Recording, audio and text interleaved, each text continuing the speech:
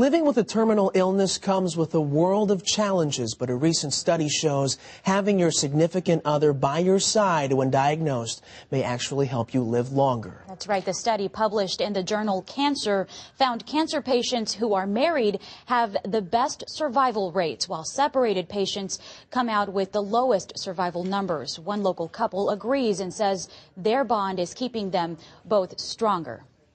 We were about 19 on there, so we were thin at one time. And I still have that sweater. A lot can happen in 39 years.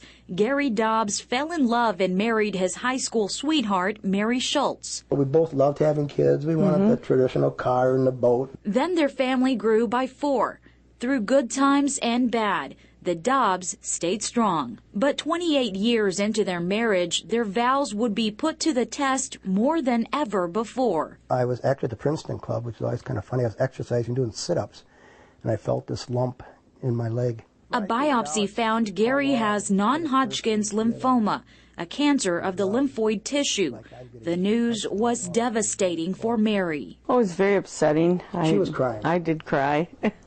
I thought, what a bummer. It was a really... I didn't expect him to say that. Something you never really think about it, until you hear that news. The shock wore off, and the Dobbs prepared to battle the illness together. I went everywhere with him and, just as supportive as I could and learned everything that I could. You're both fighting the same thing. I'm very appreciative she's with me. You can't help but feel closer together. 11 years after his diagnosis, Gary believes his wife has really helped him through the anxiety of doctor's visits and learning about his condition. I feel sorry for people who have to go through it alone.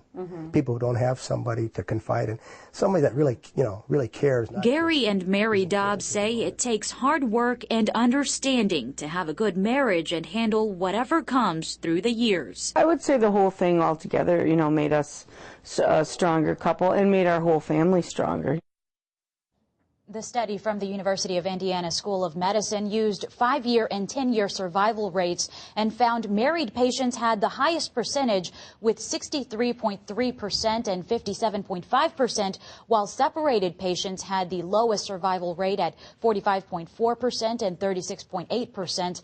They are then followed by widowed, divorced, and patients who had never been married, Andy. And researchers, by the way, say that other socioeconomic variables could contribute to this phenomenon, so more research is actually needed in this. Very interesting numbers. Now, what about Gary? What kind of treatment is he undergoing? Well, Gary joined a clinical trial at the UW hospital here in Madison. He is taking IV therapy Rituxan, which basically keeps his tumors as small as possible, and he is basically as close to remission as he can get. Gary and Mary, both and their entire family, are hopeful that this therapy will continue to work, Andy. Just shows you how powerful love truly is, Maria. Absolutely. Thank you for the story.